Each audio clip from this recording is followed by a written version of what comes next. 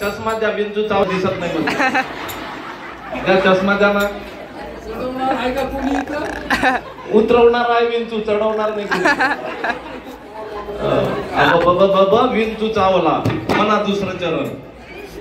मनुष्य इंगळी अति दारुण, मनुष्य इंगळी अति दारुण, मदनांगा मारिल्या तिनं,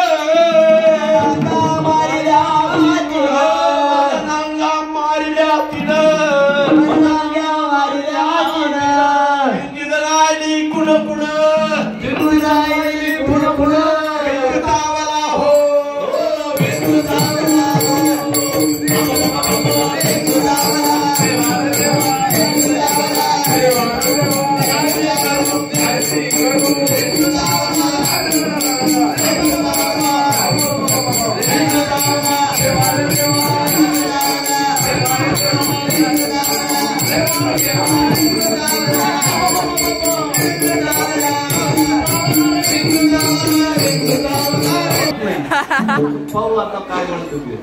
बोला बोला लवकर, आम्हाला विंचू चावायची. वसंतरावजी तयार राहा, तिसरं भारूड घेऊन आता.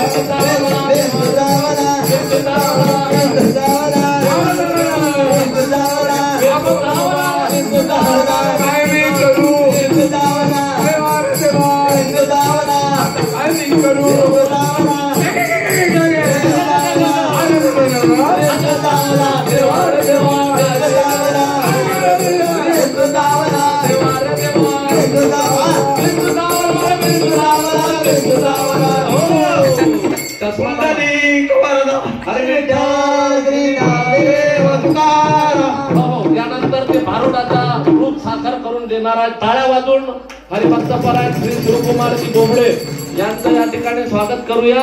मुलं जंगलात गेले, गणपतीचं मंदिर होतं, गणपतीची मूर्ती होती आणि गणपतीचं असं, आणि त्यानं काय केलं, एक ठरलं त्या गणपतीच्या ढेरीच्या बेंबीत बोट घातलं. बोट घातल्याबरोबर त्याच्यात होता विंचू. विंचू या सर सन्माननीय श्री भगत सर, सन्माननीय श्री हटवार सर या ठिकाणी आलेले आहेत. त्यांचं आगमन या ठिकाणी झालेलं आहे. स्वागतम स्वागतम सुस्वागतम. सन्माननीय श्री ढोले सर आपल्या शाळेला मुख्याध्यापक म्हणून जे लाभले होते, त्यांनी सुद्धा या ठिकाणी आपल्या श्रीरामचंद्राचं दर्शन घेण्याकरता भेट दिल्याबद्दल त्यांचंही मनपूर्वक स्वागत. तिच्या ढेरीमध्ये ते जे बेंबी होती त्या बेंबीत बोट घातलं. बेंबीत बोट घातलं तर तिथं जे विंचू होता चौकदार बाबा, मोठाच्या मोठा विंच होता बाबा त्याच्यात बसून. आणि त्या विंचून काय केलं, घेतला चावा. आता दुसरे 2 मित्र होते ना, त्याला वाटलं अरे थांबा ना राजा हो, तुमचं ते बसवा तोपर्यंत काय.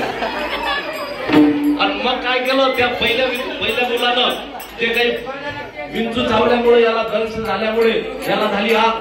त्यानं काय केलं, असं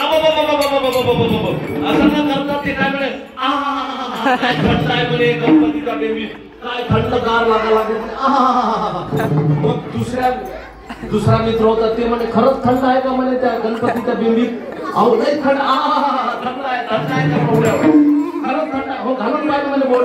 मग त्यानं काय केलं, दुसऱ्याने फेंटीत बोट घातलं. विंचवानं त्याचा डंक त्या दुसऱ्यालाही मारला. आणि दोघही जण, मग त्याला वाटलं आपला तिसरा मित्र राहिला, दोघही जण यांच्यासारखे